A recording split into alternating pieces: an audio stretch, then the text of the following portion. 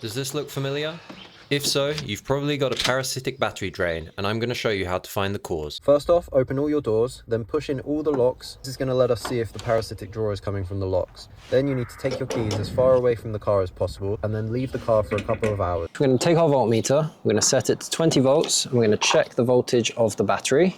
Put the red probe on the positive and the black probe on the negative. Currently I have 12.03, will eventually drop to 0.2, and that just signifies there's a parasitic drain. So how do we fix it? Move our multimeter to 200 which is millivolts, and this is going to allow us to read the fuses. So I'm going to take the tips of my wires, and on the fuses there are two little metal connecting points where I can put the tips of my probes, like this. Now you can see that this fuse isn't pulling any voltage. Neither is this one. This one, however, I know is pulling voltage. It's been 5 seconds and it's still not dropping, so that is pulling voltage. I'm going to check the wiring diagram and I'm going to see what it is. Now looking at the wiring diagram, this is definitely the ECU, so that needs to be connected, so we can't take that one out. It's not pulling too much voltage, so I'm not worried about that. I'm going to keep going through.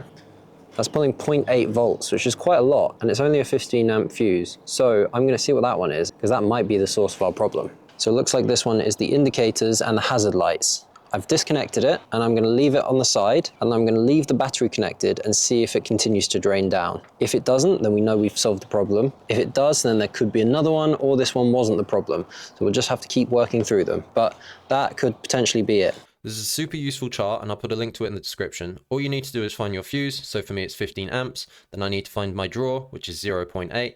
Track across 167 milliamp draw. Anything over 100 milliamps will drain your battery in a couple of weeks. So I'm going to check my battery voltage again. I've got 12.04, so I'm going to leave it for an hour and see if it drops back down. If it doesn't drop, then that is the problem solved. I've come back to the car the following morning, and unfortunately I can see the voltage is still dropping, so that means there's another draw somewhere. I'm going to keep going through the other fuses to find the other one, but that's it. That's how you find a parasitic battery draw. To fix anything electrical, you need to track things down. There might be a ground somewhere that's causing a voltage draw, but that's hard work. So next week I'm going to show you a really easy fix to stop you coming out to your car and having a dead battery.